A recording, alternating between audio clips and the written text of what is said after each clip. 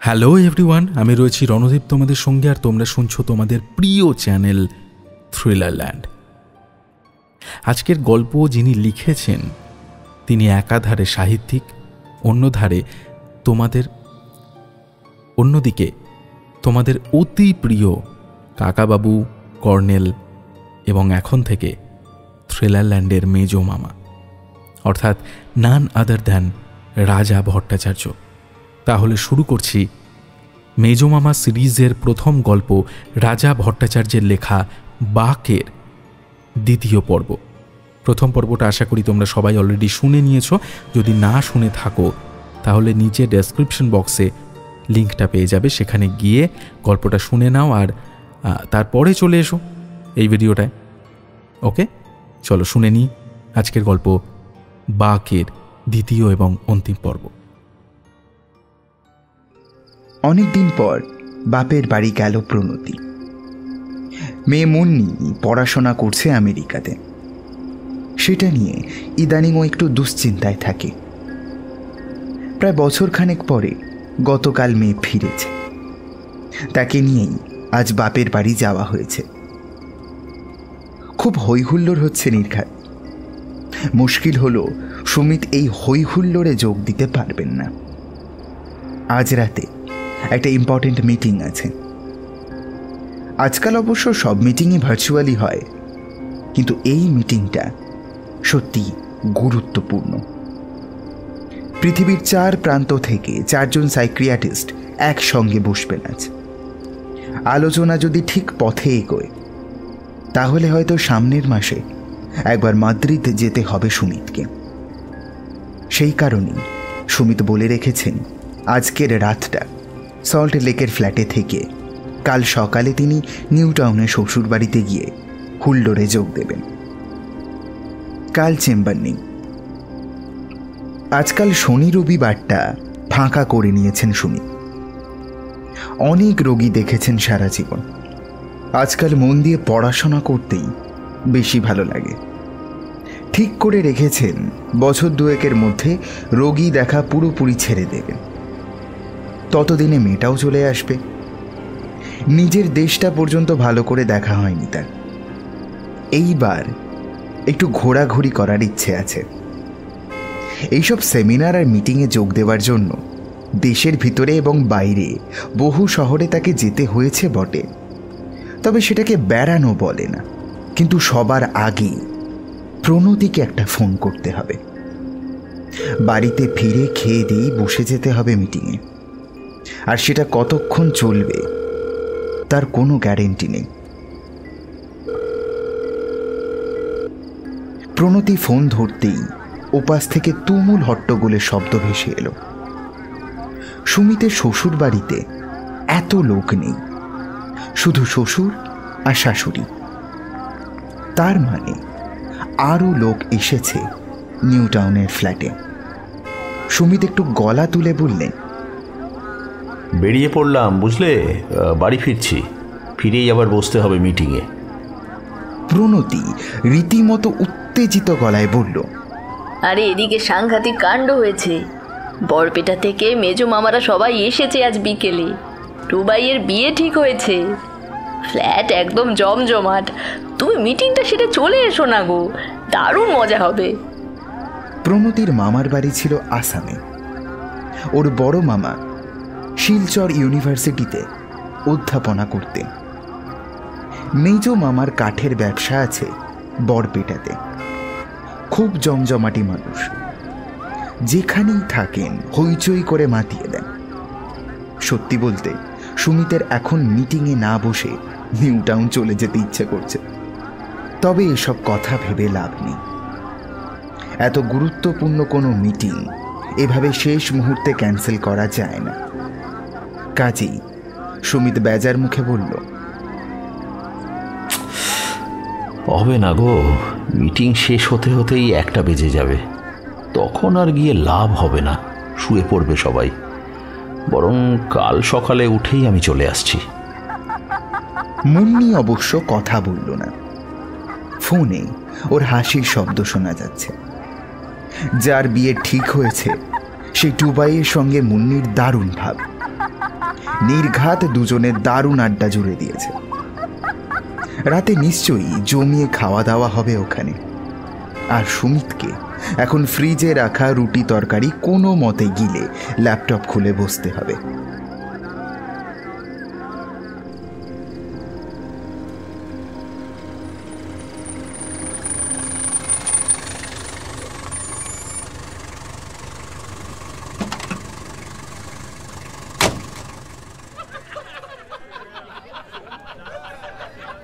সত্যি পরের দিন সকালে কোনো মতে এক কাপ চা খেয়ে সুমিত রওনা দিল নিউ টাউনে। অনেক দিন গুছিয়ে আড্ডা দেওয়া হয় না। নিউ টাউনে সুমিতের শ্বশুরের ফ্ল্যাটটা প্রকাণ্ড। আজ সেটা গম গম করছে। সিঁড়ি থেকে শোনা যাচ্ছে প্রণতির মেজো মামার হা হা হাসির শব্দ। সুমিত ভেতরে ঢুকে দেখলেন বাইরের ঘরের মেঝেতে কার্পেট পেতে সবাই মিলে গোল হয়ে বসে আছেন। সামনে চায়ের কাপ। এমনিতে প্রণতির বাবা বেশ সাহেবী কেতার মানুষ, কিন্তু মেজো মামা এখনো এসব পুরনো ব্যাপার স্যাপার ধরে রেখেছেন। ওদের বাড়িও ঠিক বরপেটায় নয়, তার কাছাকাছি একটা ছোট গ্রামে। সেখান থেকে ব্রহ্মপুত্র খুব একটা দূরে নয়। সেই বাড়িতে এখনো মাটিতে বসে খাওয়া হয়, কাঠের উনুনে রান্না করা হয়। চারিদিকে গাছপালা, মস্ত উঠোন, বাড়ির পেছনে প্রকাণ্ড পুকুর। ছোটবেলায় মুন্নি এই বাড়িতে গেলে আর আসতে চাইতো না। আজকাল অবশ্য সবাই ব্যস্ত হয়ে পড়েছে। আসা যাওয়া আগের তুলনায় অনেকটাই কমে গিয়েছে। ওকে দেখে মেজো মামা হই হই করে উঠলেন। আরে জামাই এসে পড়েছে, ছোটন শিগগির চা নিয়ে আয়। সুমিত নিজেও কার্পেটের এক কোণায় বাবু হয়ে বসে পড়লেন। কতদিন পরে যে এইভাবে বসা হলো কে জানে। কিরে টুবাই, তোর বিয়ে ঠিক হয়ে গেল? সুমিত হাসি মুখে জিজ্ঞেস করলেন। টুবাই হামাগুড়ি দিয়ে এসে প্রণাম করে বলল, কি করি বলো, এরা কিছুতেই ছাড়ছে না। সুমিত খুব অবাক হওয়ার ভান করে মেজো মামার দিকে তাকিয়ে বললেন, কি মুশকিল, ছেলেটা বিয়ে করতে চাইছে না, আপনি জোর জার করছেন কেন? মেজো মামা গম্ভীর হয়ে বললেন, বয়স হয়ে যাচ্ছিল, রোজই ভাবি আমাকে এসে বলবে বাবা আমাকে বিয়ে দিয়ে দাও, তা আর বলে না। শেষে আমি একদিন বললাম, হ্যাঁ রে টুবাই, তোর তো এরপরে আর বিয়ে হবে না, আমাকে দেখ বুড়ো বয়সে বিয়ে করে কি ভোগান্তি যাচ্ছে, যা হোক একখানা চাকরি পেয়েছিস, এবার বিয়েটা করে ফেল। টুবাই অবশ্য মোটেই যা হোক একখানা চাকরি করে না। বছর কয়েক ধরে টিসিএসে বেশ উঁচু পোস্টেই চাকরি করছে। মেজো মামার কথা বলার ভঙ্গিটাই এইরকম। তিনি নিজেও ইংরেজিতে MA করেছিলেন শিলচর ইউনিভার্সিটি থেকে। কিন্তু কেউ জিজ্ঞেস করলে বলেন, আমি অশিক্ষিত ব্যবসায়ী মানুষ, কাঠ বেচে খাই। কাঠের ব্যবসার সূত্রে আসামের জঙ্গলে এককালে খুব ঘুরেছেন এই মেজো মামা। বিচিত্র সব অভিজ্ঞতা আছে তার, কিন্তু সেসব বিষয়ে বিশেষ মুখ খুলতে চান না। হাসির রোল থামলে সুমিত জিজ্ঞেস করলেন, টুবাই কি বলল? বলে কি, এই তো সবে চাকরি পেলাম, কটা দিন একটু সবুর করলে হতো না?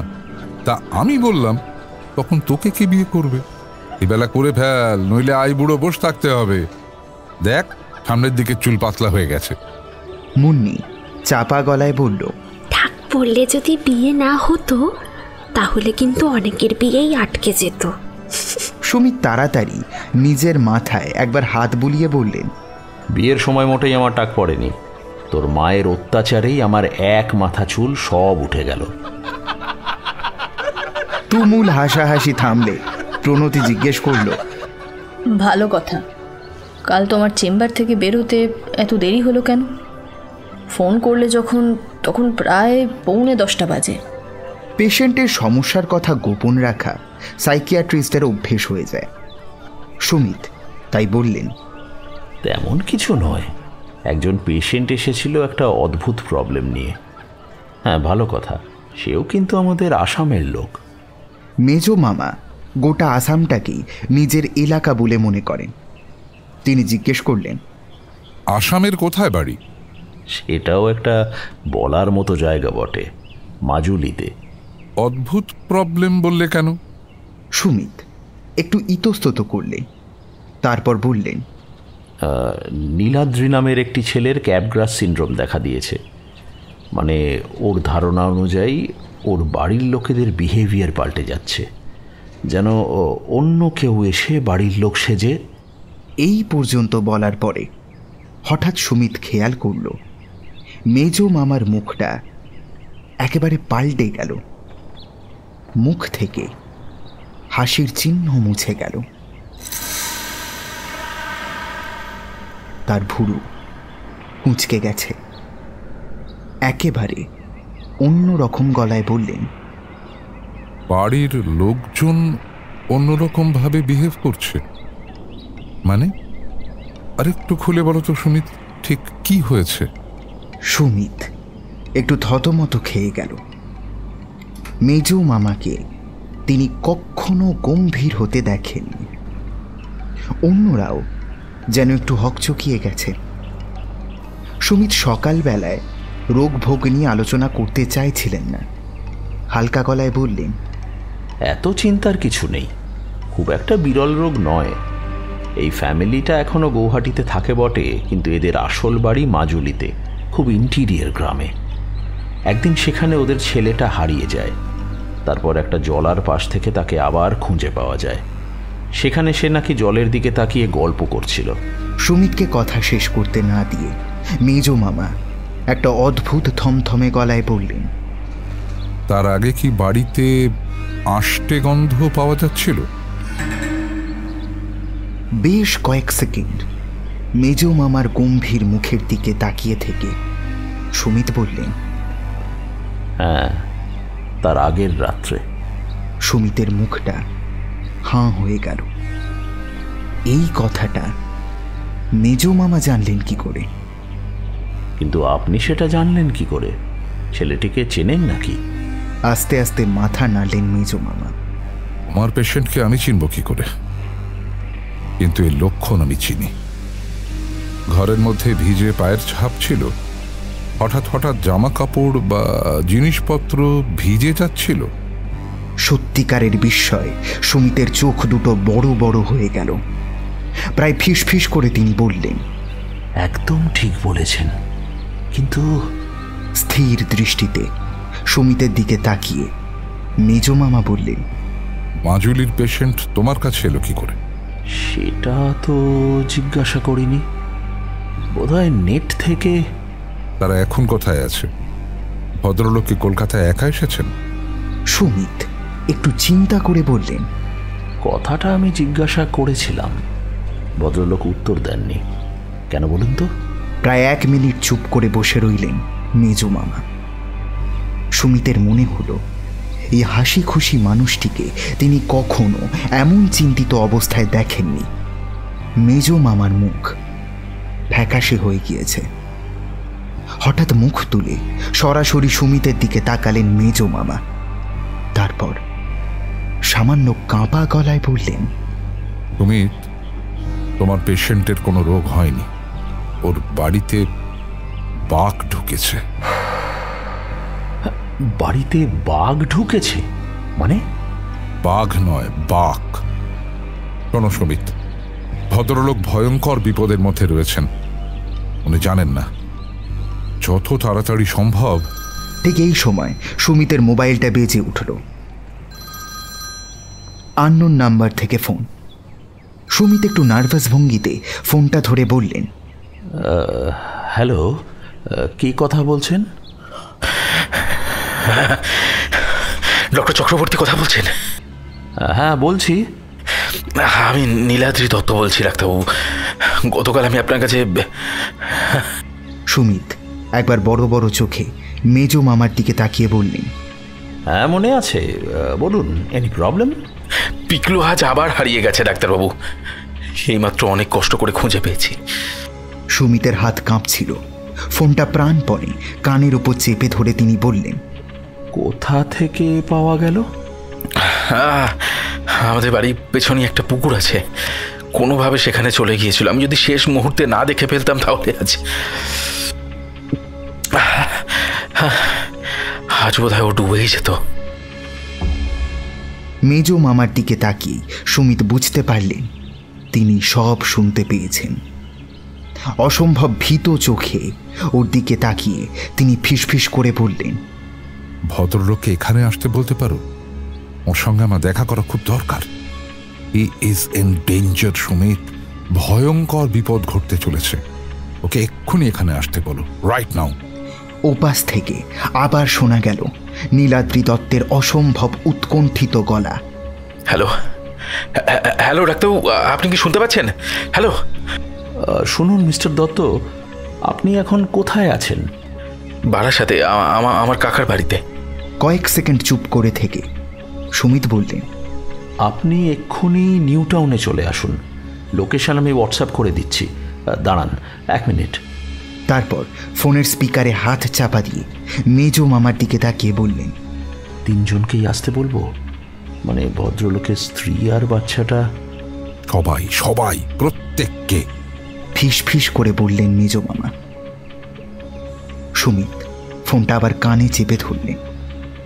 আর হ্যাঁ শুনুন, আপনার ওয়াইফ আর ছেলেকেও নিয়ে আসবেন। এক্ষুনি রওনা দিন, আমি আপনার জন্য ওয়েট করছি। আমরা এক্ষুনি আসছি বলেই ফোনটা কেটে দিলেন নীলাদ্রি দত্ত।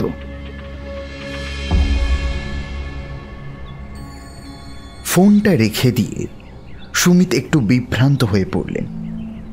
তিনি একজন চিকিৎসক। মানুষের দেহের সবচাইতে জটিল আর ধোঁয়াশে অংশটা নিয়ে তার চর্চা, মস্তিষ্ক। কিন্তু সেই চর্চাটা সম্পূর্ণ বিজ্ঞানসম্মত পদ্ধতিতে হয়।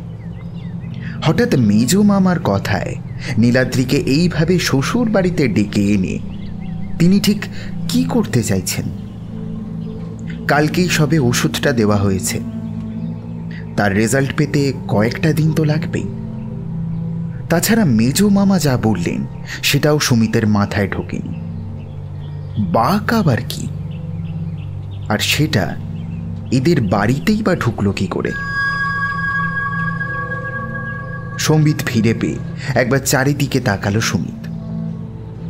একটু আগেই ঘরটায় দিব্যি আড্ডা আর হাসাহাসি হচ্ছিল।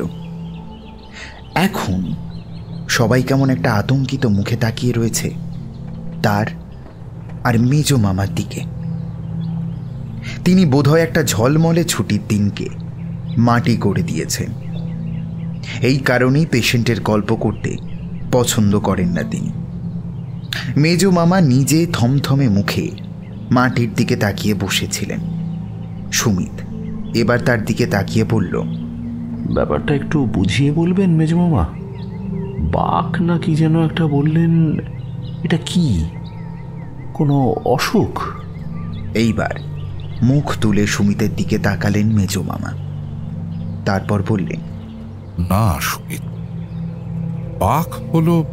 তারপর হঠাৎ গলা পাল্টে কেমন একটা অধৈর্য ভঙ্গিতে বললেন, তোমাদের বোঝাই কি করে বলো তো সুমিত?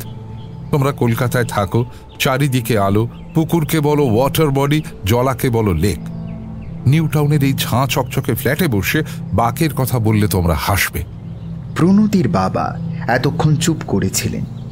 এইবার কড়া গলায় বললেন, কেউ হাসবে না মেজদা, আপনাকে দেখেই বুঝতে পারছি ব্যাপারটা আর যাই হোক হাসাহাসির নয়।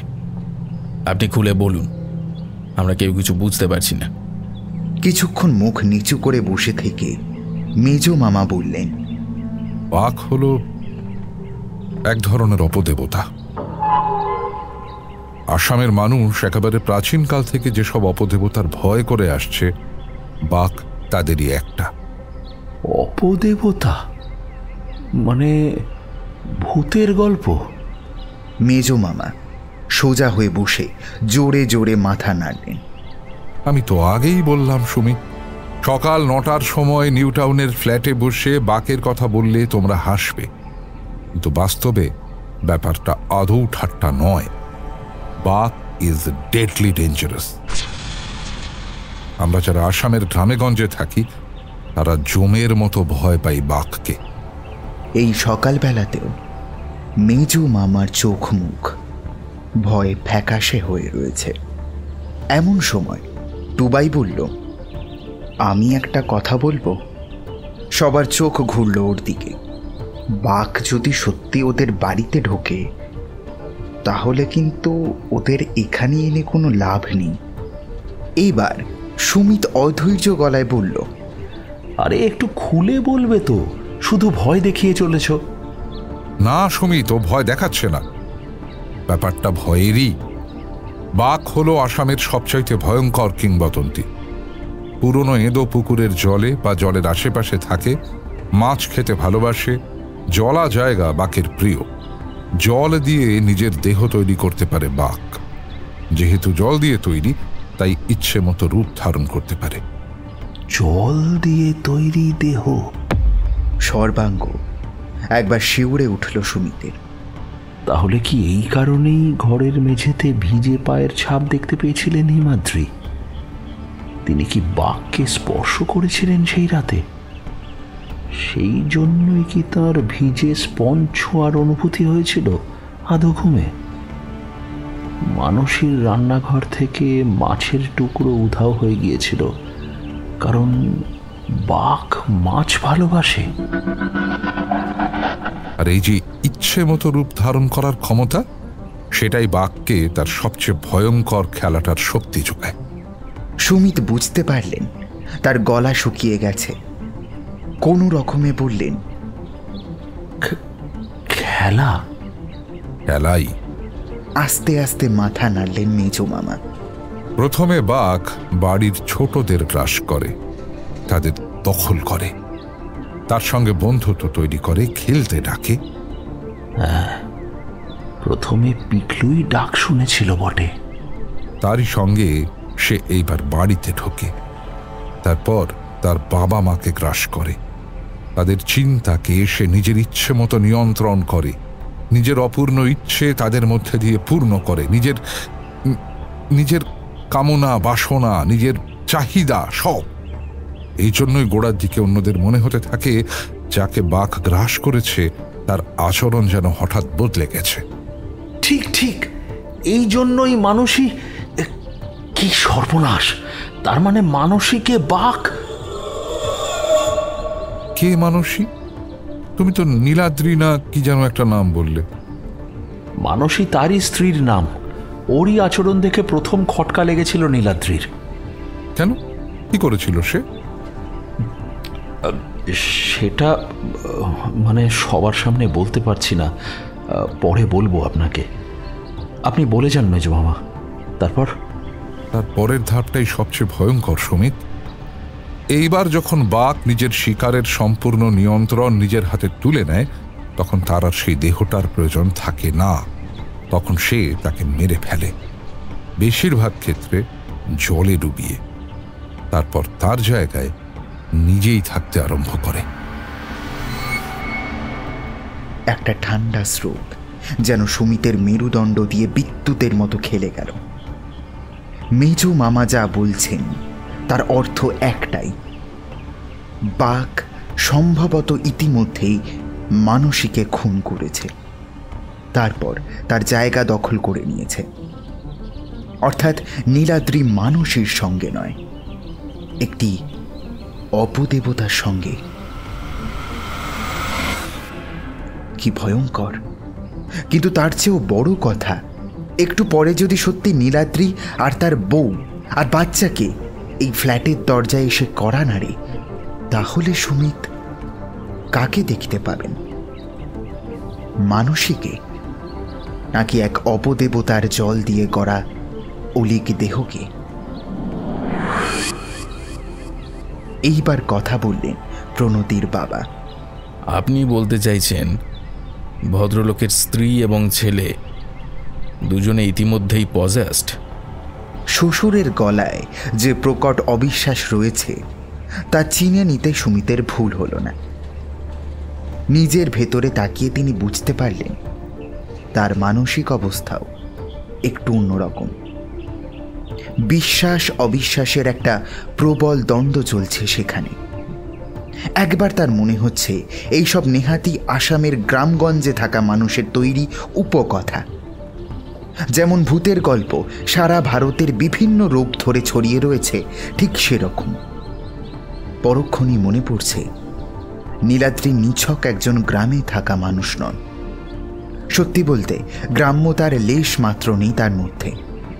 বরাবর গৌহাটিতে থেকে এসেছেন তিনি, ধরে নেওয়া যায়। পড়াশোনা করেছেন বড় বড় সব প্রতিষ্ঠানে, চাকরি সূত্রে হয়তো সারা পৃথিবী ঘুরে বেড়ান। আজকালকার দিনের নাগরিক মননে কুসংস্কারের জায়গা অসম্ভব রকম কমে গিয়েছে। সবচাইতে বড় কথা, নীলাদ্রি একবারও বাক শব্দটা উচ্চারণ অবধি করেননি।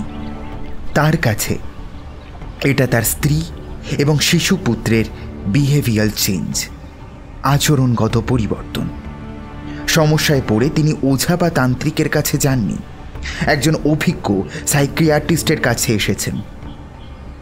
মুশকিল হলো মেজ মামা যা বলছেন তার প্রত্যেকটি ব্যাপার অক্ষরে অক্ষরে মিলে যাচ্ছে নীলাদ্রির অভিজ্ঞতার সঙ্গে। ছেলের হারিয়ে যাওয়া, তাকে জলের পাশে খুঁজে পাওয়া, সেই জলে ঘূর্ণি তৈরি হওয়া, মানুষের আচরণ বদলে যাওয়া এবং সবচেয়ে মারাত্মক, ছেলের আঁকা ছবি। এই মুহূর্তে বিজ্ঞানের পক্ষ নিয়ে কুসংস্কারের বিরুদ্ধে লড়াই করার মতো মনের জোর নিজের মধ্যে খুঁজে পাচ্ছেন না তিনি। আর তার উপর সকালে ছেলে যা করেছে তাতে আর কিচ্ছু বলার থাকে না।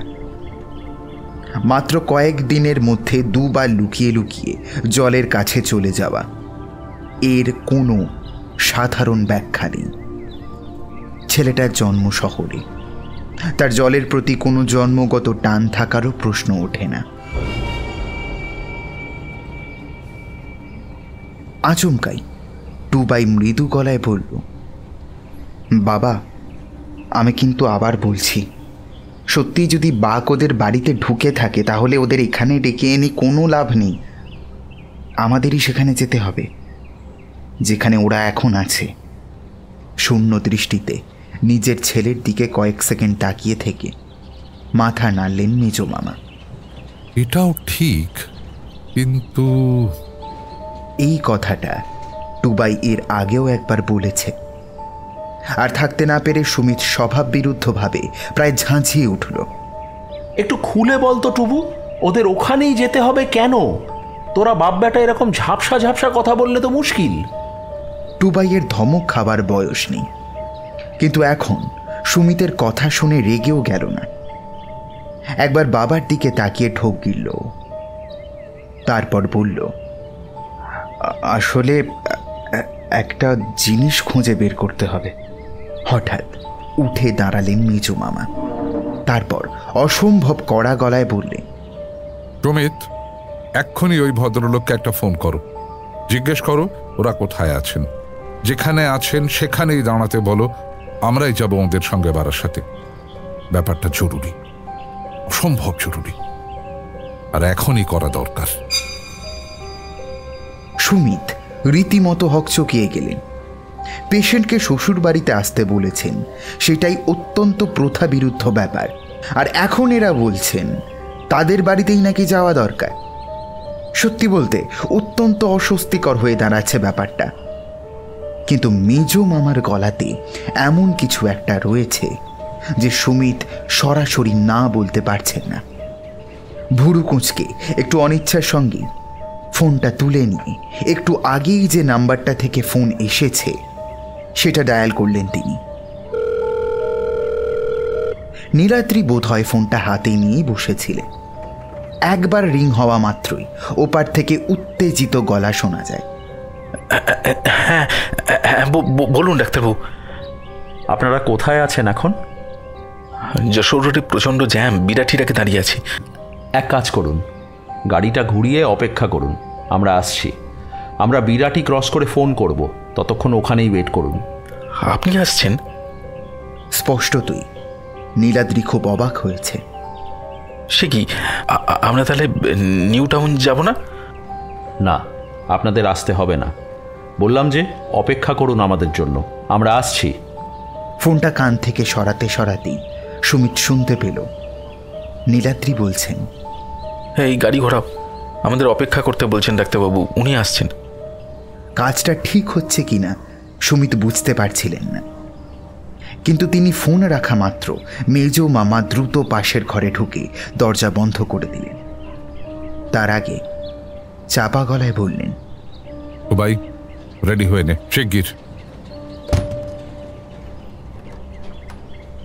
একটু পরেই দরজা খুলে বেরিয়ে এলেন মেজ মামা।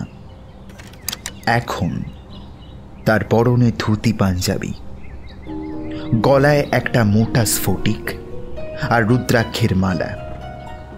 এই মালাটা এর আগে কখনো দেখেননি সুমিত। একবার বড় বড় চোখ করে সেদিকে তাকালেন তিনি। মেজ মামা যে সেটা খেয়াল করেছেন তা তিনি বুঝতে পারলেন, কিন্তু তিনি কিচ্ছু বললেন না। ঝড়ের বেগে ফ্ল্যাটের দরজা খুলে সিঁড়ি বেয়ে তরতর করে নেমে গেলেন তিনি।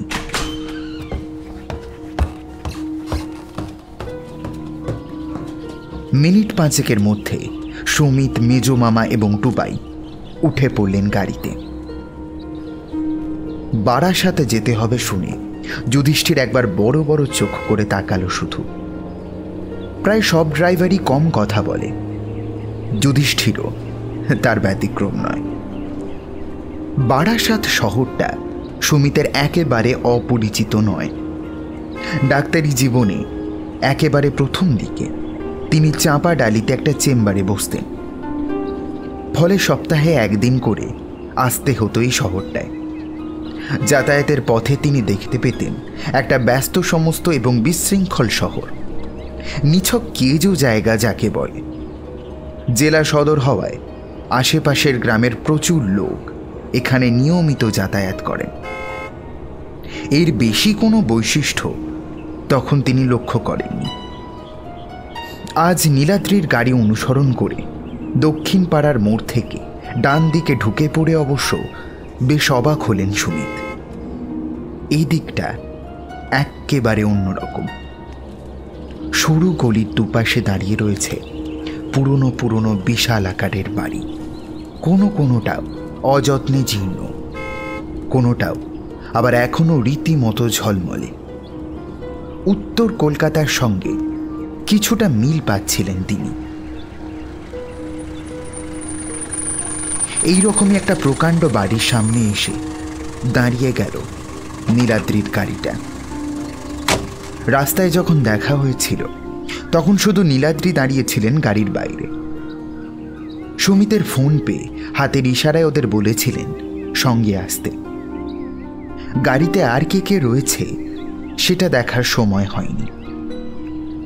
মেজ মামা গোটা রাস্তায় একটাও শব্দ বলেনি, গুম মেরে বসেছিলেন। এখন সুমিত নামার আগেই পেছনের দরজা খুলে তিনি নেমে এলেন। গাড়ি থেকে নামতে নামতে সুমিত দেখতে পেলেন সামনের গাড়িটা থেকে সবার আগে নেমে এলো নীলাদ্রি।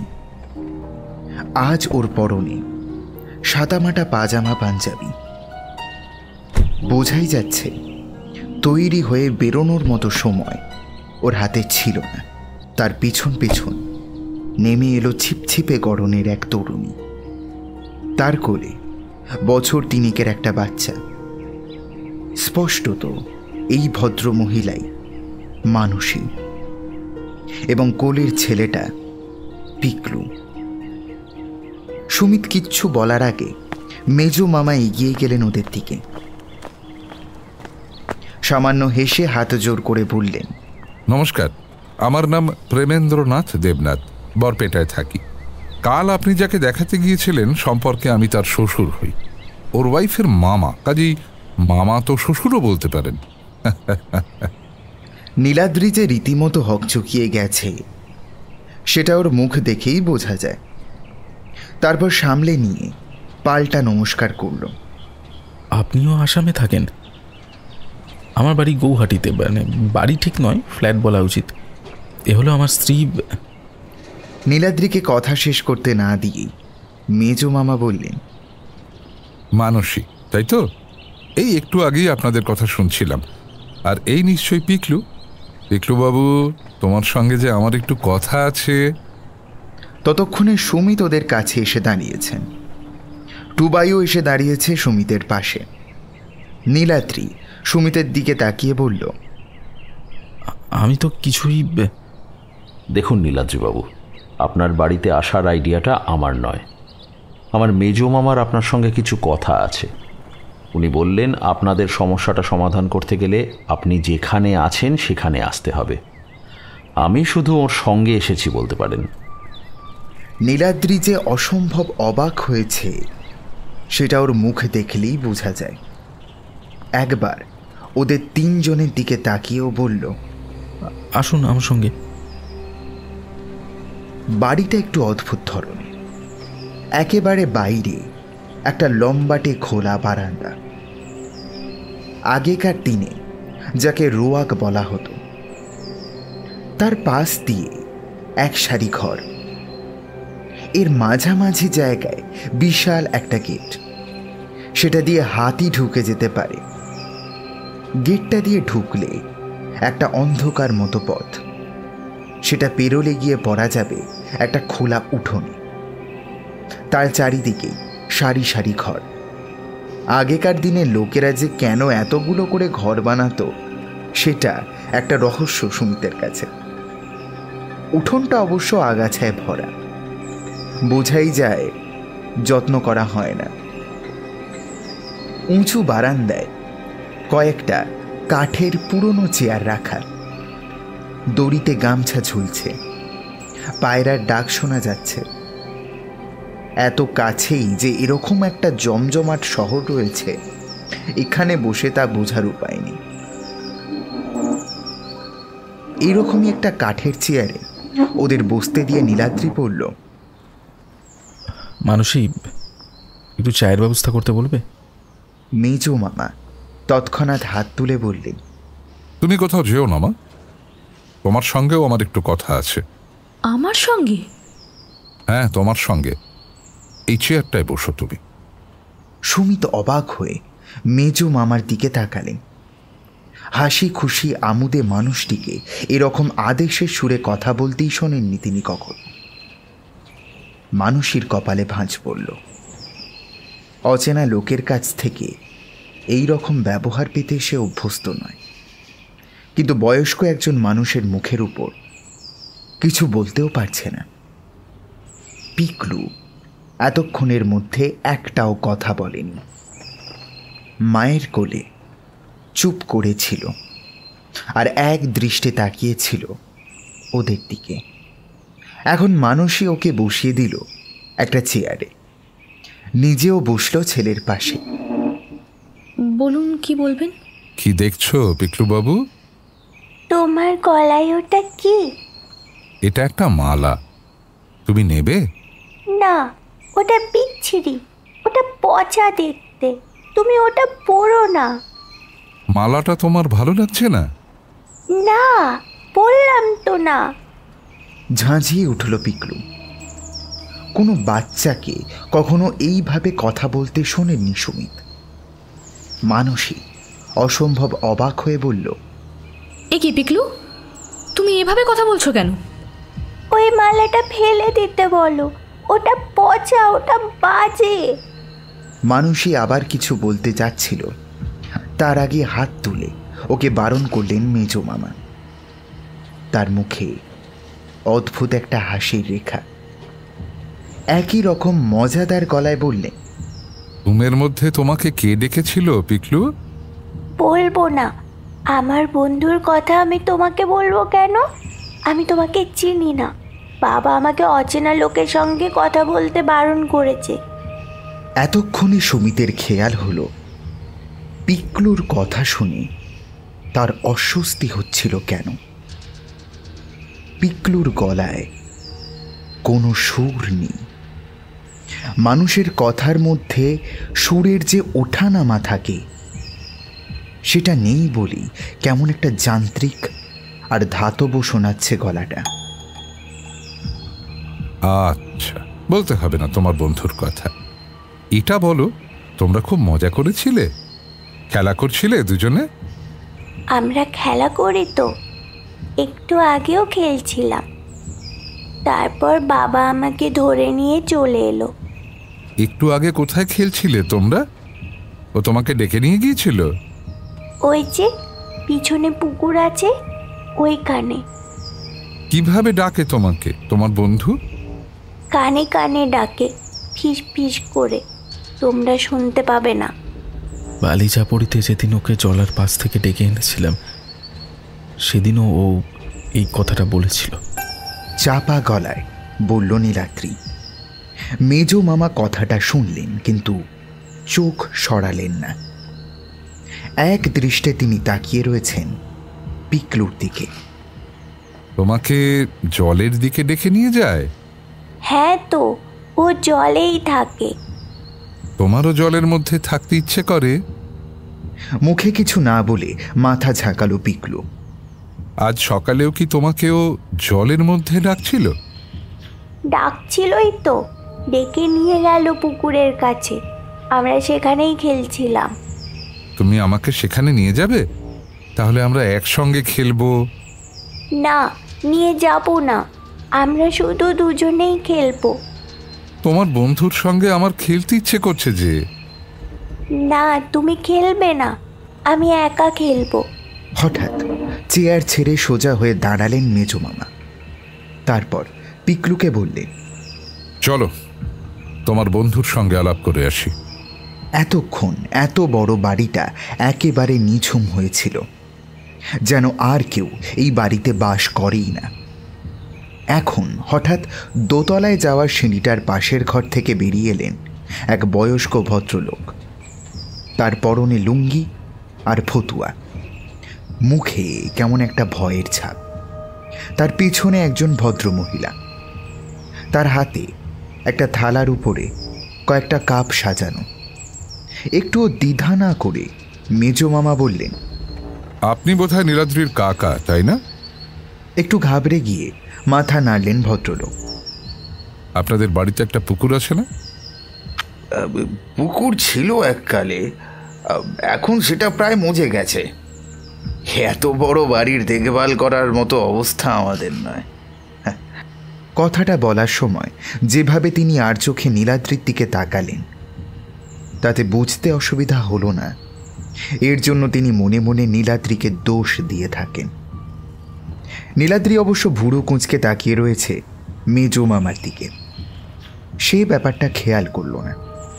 আমাকে একটু পুকুরে যাওয়ার রাস্তাটা দেখিয়ে দেবেন? ভদ্রলোক চোখ বড় বড় করে বললেন, আরে সকালবেলা ঘুম থেকে উঠে এই নিয়েই তো তুলকালাম। দাদু ভাই কাউকে কিচ্ছু না বলে চলে গিয়েছিল পুকুরের পাড়ে। ভাগ্যিস নীলু দেখে ফেললো, নইলে আজ একটা কেলেঙ্কারি হয়ে যেত। মাথা নাড়লেন মেজো মামা। চলুন পুকুরটা একবার দেখে আসা যাক। আমি বরং পিকলুকে নিয়ে এখানেই বসি, আপনারা ঘুরে আসুন। না, ওর যাওয়াটা দরকার, আপনারও।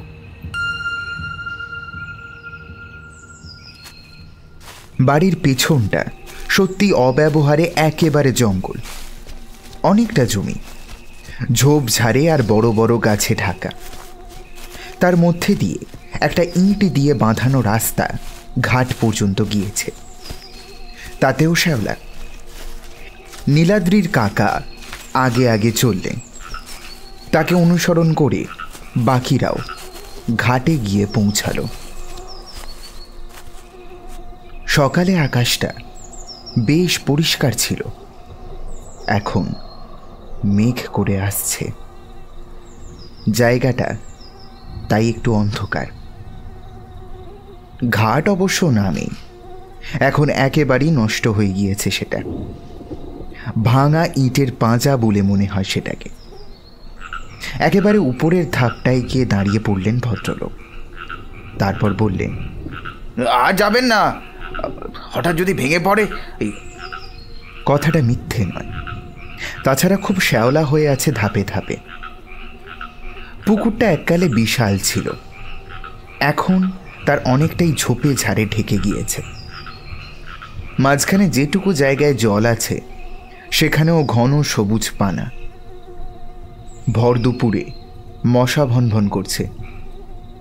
এই প্রথম সুমিত খেয়াল করলেন পুরো জায়গাটাতেই একটা অসম্ভব অস্বস্তিকর গন্ধ। সম্ভবত পচা পাতা, মরা মাছ সব মিলিয়ে গন্ধটা বেরোচ্ছে। একটা গা গোলানো আষ্টে গন্ধ।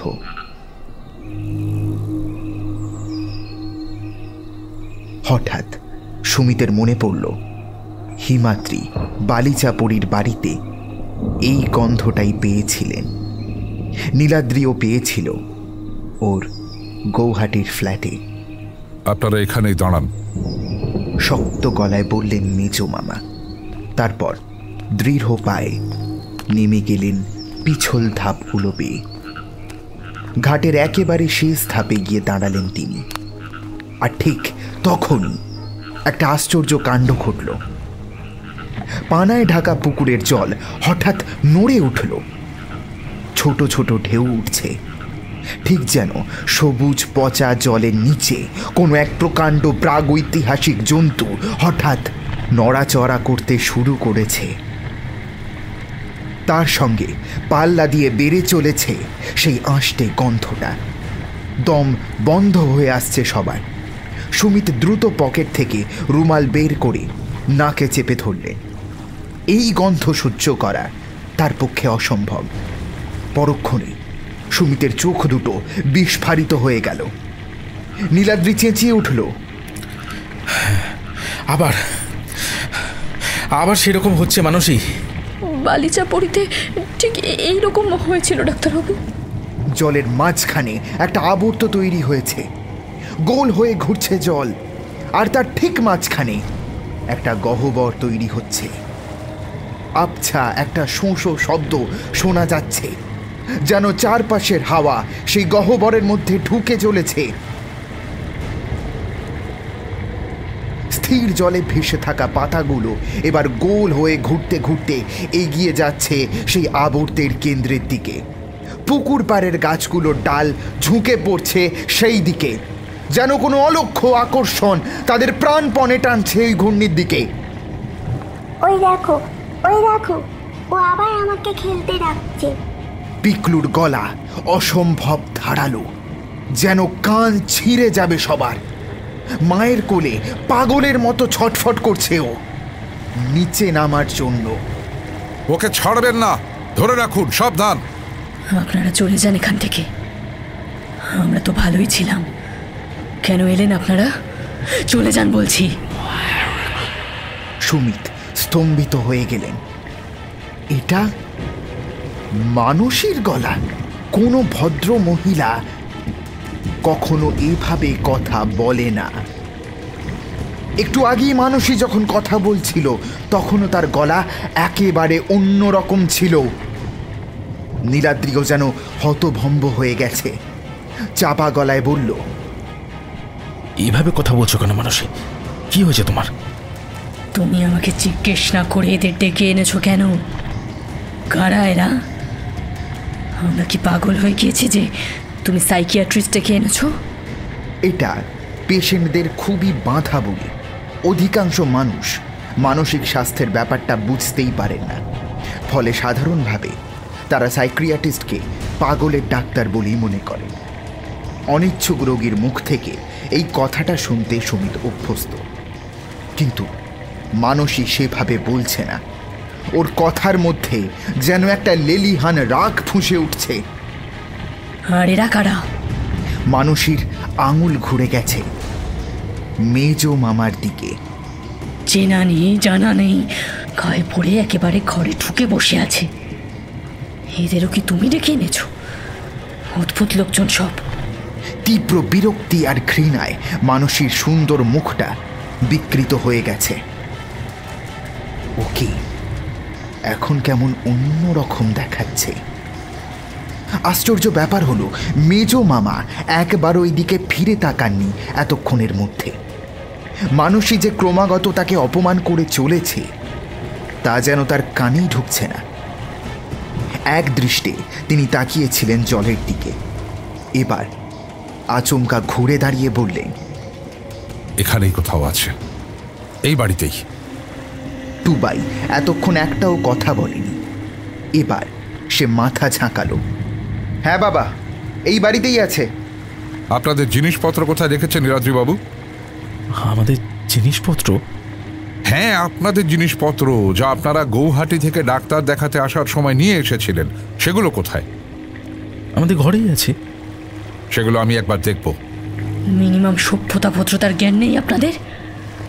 অন্যের জিনিস এইভাবে দেখতে চাওয়া যায় না, সেটুকুও জানেন না? কেন এইভাবে কথা বলছো তুমি মানসী?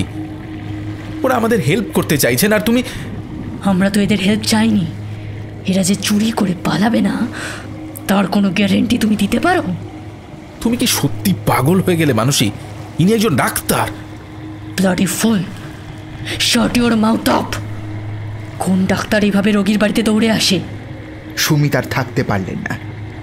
ঘুরে দাঁড়িয়ে মেজো মামাকে বললেন, চলুন মামা, সব কিছুর একটা লিমিট আছে।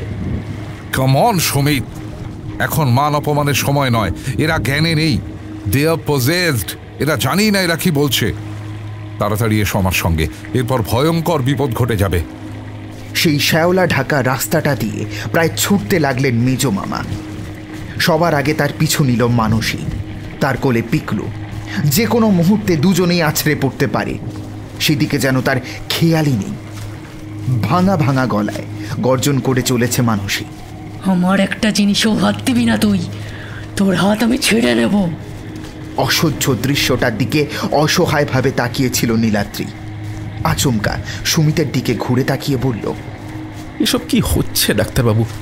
মানুষ এরকম কেন করছে? কি হয়েছে ওর? বিশ্বাস করুন, আমার কোনো ধারণাই নেই এখন কি ঘটে চলেছে। আপনি শিগগির ওদের সঙ্গে যান।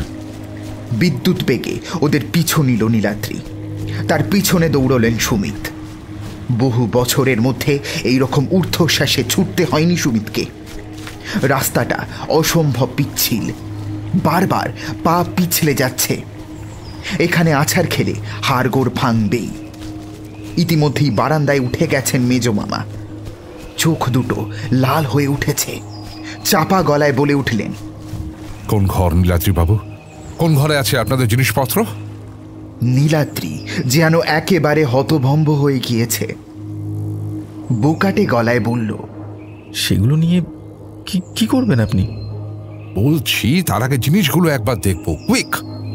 আর দ্বিধা করল না নীলাদ্রি। এক ছুটে মেজো মামাকে পেরিয়ে চলে গেল বারান্দার একেবারে শেষ প্রান্তের ঘরটার সামনে। মানসী দাঁড়িয়ে রয়েছে সিঁড়ির নিচে উঠোনে। পিকলুকে নামিয়ে দিয়েছে কোল থেকে। ওকে দেখে এখন যেন চেনাই যাচ্ছে না। উদ্ভ্রান্ত দুই চোখ টকটকে লাল, ঠোঁটের কোণে ফেনা জমে গেছে। দরজাটা খুলিস না, খবরদার, সর্বনাশ হয়ে যাবে। অসম্ভব সন্ত্রস্ত চোখে একবার মানসীর দিকে তাকিয়ে এক ঝটকায় দরজার ছিটকিনিটা খুলে দিল নীলাদ্রি। আর সঙ্গে সঙ্গে এক মুহূর্ত দেরি না করে সেই ঘরে ঢুকে পড়লেন মেজো মামা। তার পেছন পেছন টুবাই। সুমিত আর অপেক্ষা করতে পারলেন না। ঝড়ের বেগে সিঁড়ি ভেঙে উঠে এলেন বারান্দায়। তারপর এক ছুটে গিয়ে দাঁড়ালেন খোলা দরজাটার সামনে। প্রকাণ্ড, পুরনো এবং অপরিষ্কার একটা ঘর। বোঝাই যায় এটা সাধারণত ব্যবহার হয় না। সাদা কালো ছক্কাটা মেঝেটা বেশ নোংরা। দেওয়ালের কোণে কোণে ঝুল। ঘরের ঠিক মাঝখানে একটা বিশাল খাট। খাট না বলে সেটাকে পালঙ্ক বললেই ভালো হয়। ময়লা মশারিটা গুটিয়ে তুলে দেওয়া হয়েছে। সেটা এখন ঝুলে আছে খাটের উপরে, মেঘলা আকাশের মতো। ঘরের কোণায় একটা কাঠের লম্বাটে চেয়ার। তার উপর অগোছালোভাবে পড়ে আছে দুখানা বড় বড় ব্যাগ। তার উপর ছাড়া জামা কাপড়। এতক্ষণ খাটের পাশে দাঁড়িয়ে গোটা ঘরটাকে তন্ন তন্ন করে দেখছিলেন মেজো মামা। এইবার তার চোখ পড়ল চেয়ারের উপরে রাখা ব্যাগ দুটোর উপর। বাঘের মতো তার উপর ঝাঁপিয়ে পড়লেন তিনি। এক ঝটকায় ফেলে দিলেন উপরের জামা কাপড়গুলো। হ্যাঁচকা টানে খুলে গেল ব্যাগের চেন। ঝড়ের বেগে ভিতরের জিনিসপত্রগুলো টেনে বের করতে লাগলেন তিনি। কয়েক সেকেন্ড পরেই ঘুরে দাঁড়ালেন মেজো মামা। তার চোখ দুটো জ্বলছে, আগুনে গলায় বললেন, এই এর মধ্যে অন্য কোথাও লুকিয়েছে। টুবাই, বিছানার তলাটা দেখতো। এইবার এক ঝটকায় বিছানার চাদর সরে গেল। নোংরা তোষকটা তুলে কি যেন খুঁজে চলেছে টুবাই। পরক্ষণেই বসে পড়ল নোংরা মেঝের উপর, উঁকি দিল খাটের তলায়। একটু পরেই হাঁপ ধরা গলায় বলল, এখানেও নেই। কোথায় যেতে পারে, কোথায় যেতে পারে, কোথায় লুকিয়ে রাখা যায় একটা ছোট। এক সেকেন্ড।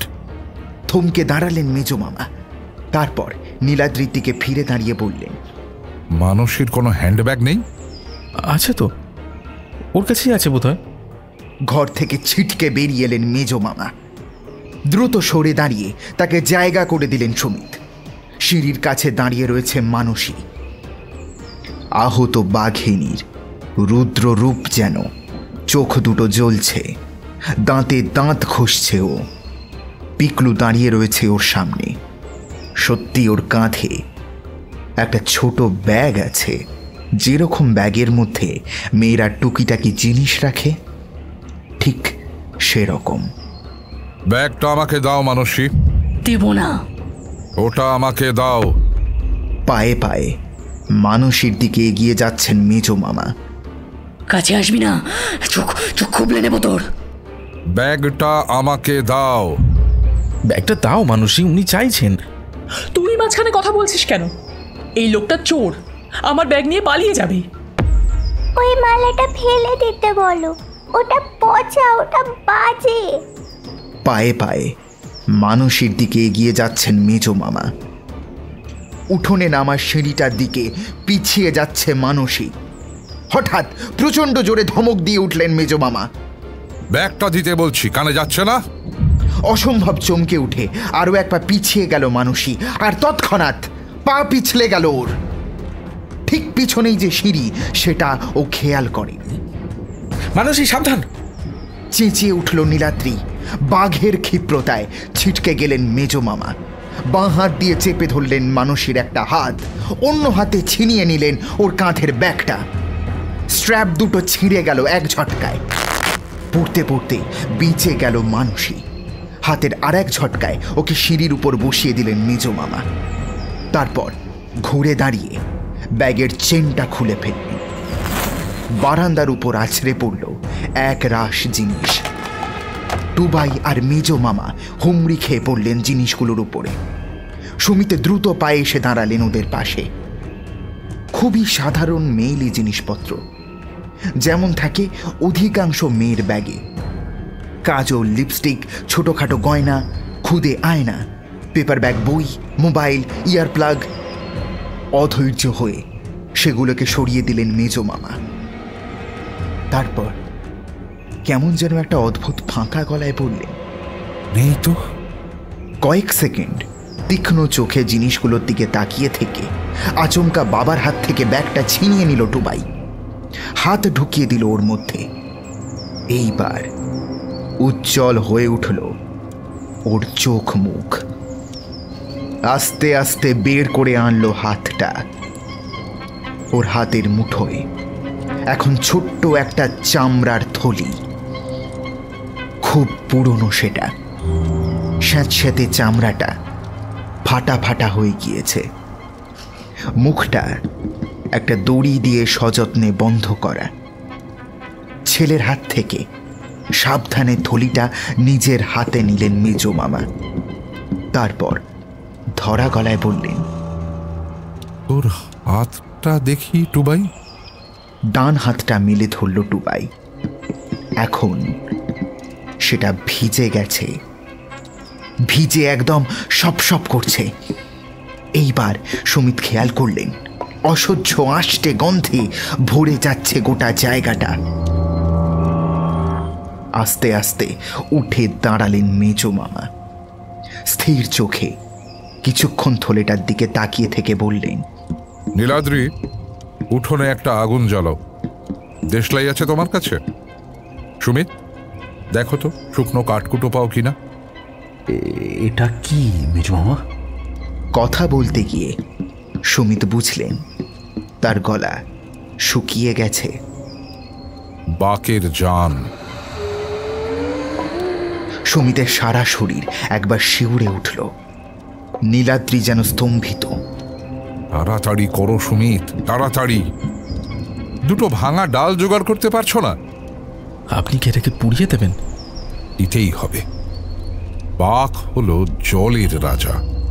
নীলাদ্রি, সারা জীবন আসামে কাটালে, অথচ এই ছড়াটা শোনি? হাহর উপরত শিয়াল রজা, পতা পুকুরিত বাঘ রজা। জলের শত্রু কে নীলাদ্রি? আগুন। ঠিক বলেছ। এবার একটা আগুন জ্বালাও।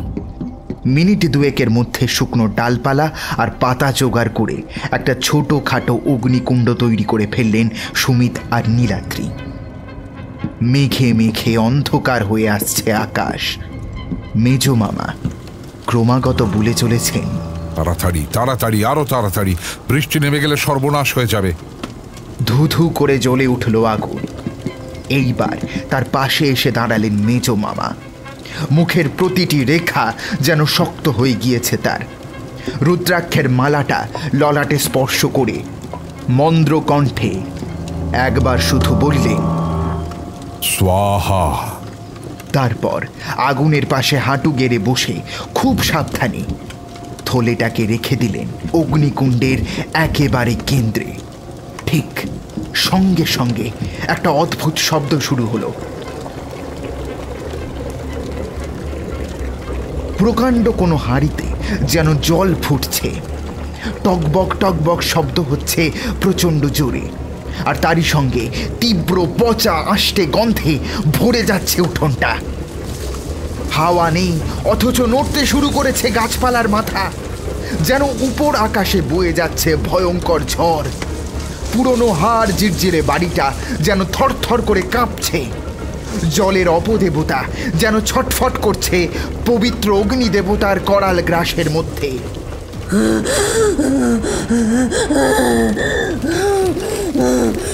চাপা গলার একটা চিৎকার শুনতে পেয়ে ঘুরে দাঁড়িয়ে সুমিত দেখলে সিঁড়ির একেবারে উপরের ধাপে বসে থাকা মানুষের দেহটা আস্তে আস্তে এলিয়ে পড়ে যাচ্ছে। তার সর্বাঙ্গ জলে ভিজে গিয়েছে। সিঁড়ি বেয়ে গড়িয়ে নামছে জল। মেজো মামা এইবার চেঁচিয়ে উঠলেন, শিগগির পিকলুকে ধরো নীলাদ্রি। পিকলুও যে আস্তে আস্তে বসে পড়ছে সেটা কেউ খেয়ালই করে।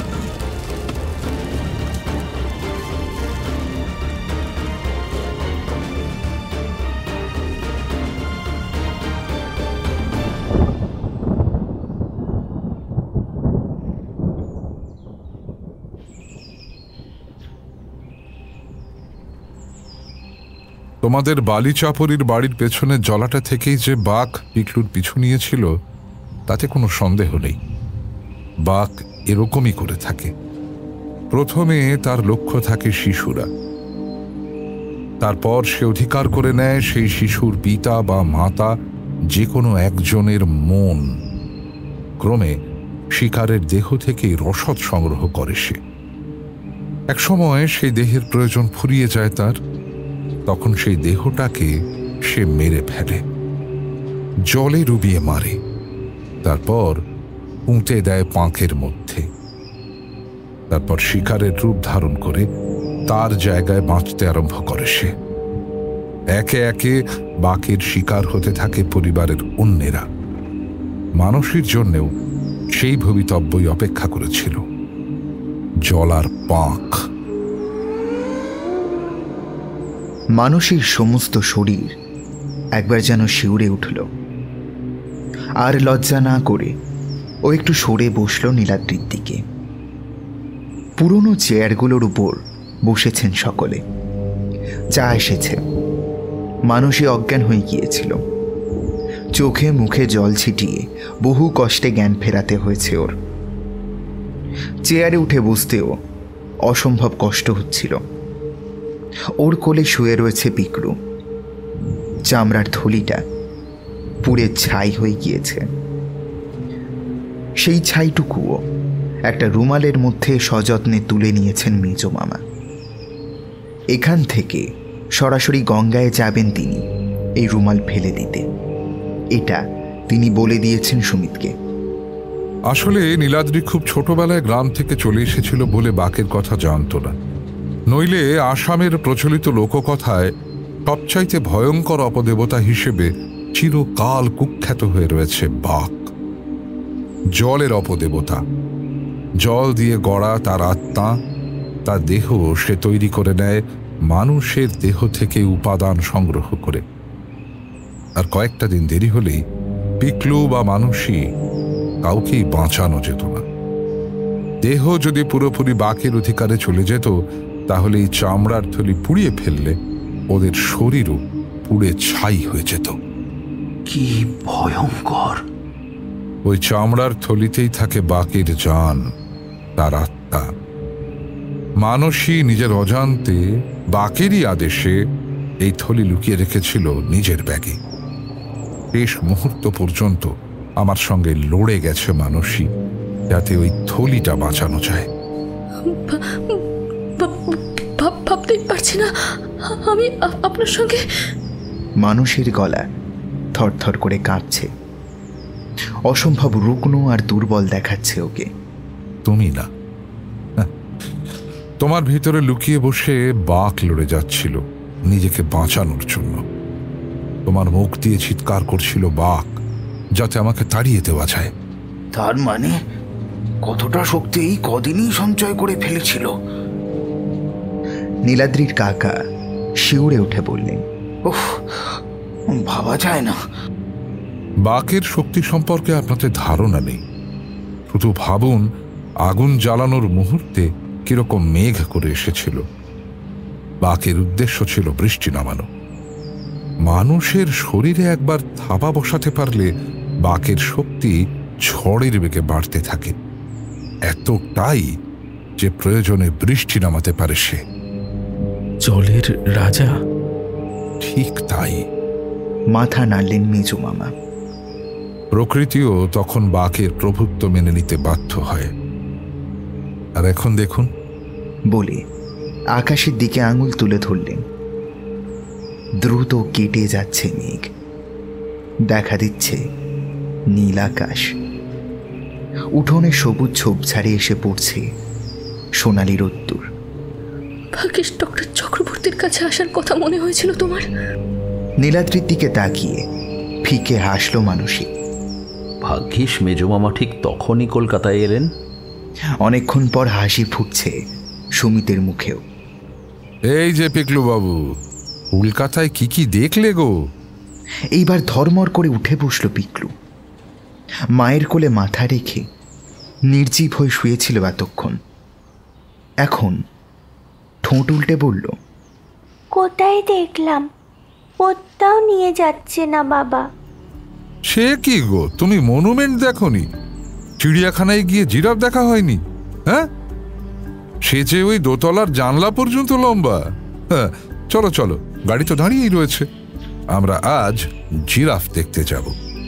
তরাক করে বেঞ্চ থেকে নেমে পড়ল পিকলু। এখন ওর মুখে জলের ফোঁটা লেগে আছে, চোখে লেগে আছে ক্লান্তি, যেন মস্ত একটা ঝড় এইমাত্র সামলে উঠল। তাই নিয়ে বাবার কোলে ঝাঁপিয়ে পড়ল। বায়নার গলায় বলল, চলো না বাবা, চিড়িয়াখানা যাই, আমি জিরাফ দেখব। ওই দোতলা পর্যন্ত উঁচু, তোমার চাইতেও লম্বা। চলো না বাবা, চলো না। নীলাদ্রি হঠাৎ নিচু হয়ে ছেলেকে জড়িয়ে ধরে কেঁদে ফেলল।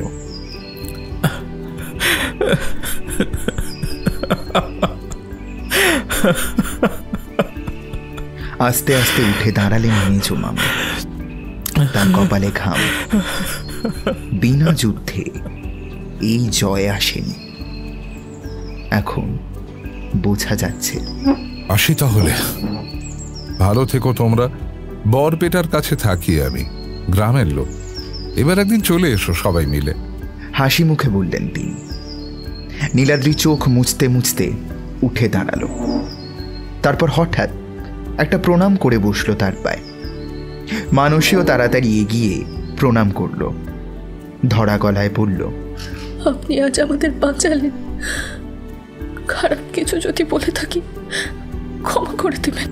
তুমি তো বলোনি মা, যে বলেছে সে আর নেই। একগাল হাসলেন মেজো মামা। তারপর সিঁড়ি দিয়ে নামতে আরম্ভ করলেন। খোলা গলায় বললেন, কই হে সুমিত, এসো। দুপুরে যে পাঁঠার মাংস আছে ভুলে গেলে নাকি? আরে টুবাই। সমস্বরে হেসে উঠল ওরা সবাই।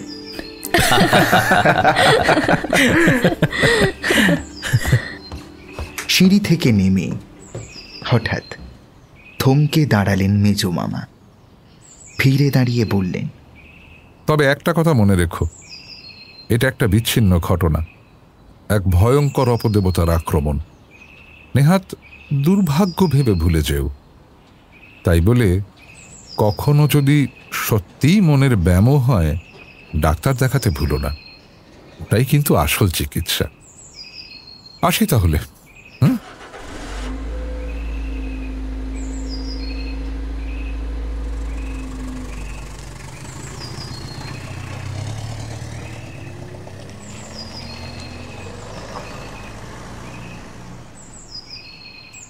ওদের গাড়িটা বেরিয়ে যাওয়ার পর উঠোন পেরিয়ে সিঁড়ির দিকে যাচ্ছিল নীলাদ্রি।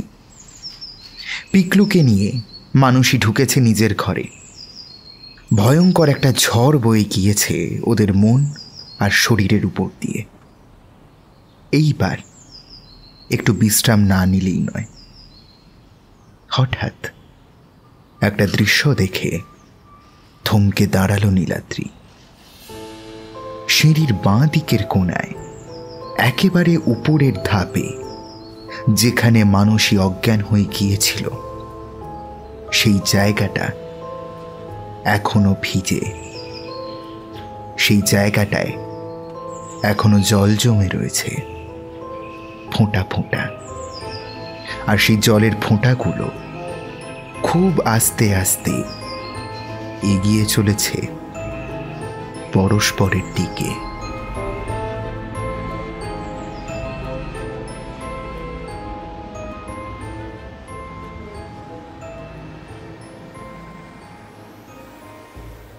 এতক্ষণ শুনলে রাজা ভট্টাচার্যের লেখা মেজোমামা সিরিজের প্রথম গল্প বাকের দ্বিতীয় এবং অন্তিম পর্ব।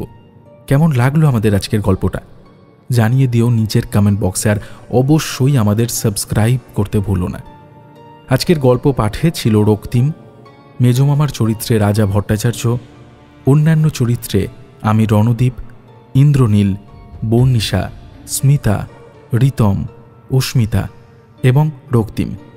স্ক্রিপ্টিং করেছে দিশানি, সহযোগিতা করেছে লিও, নির্দেশনায় ছিলাম আমি রণদীপ।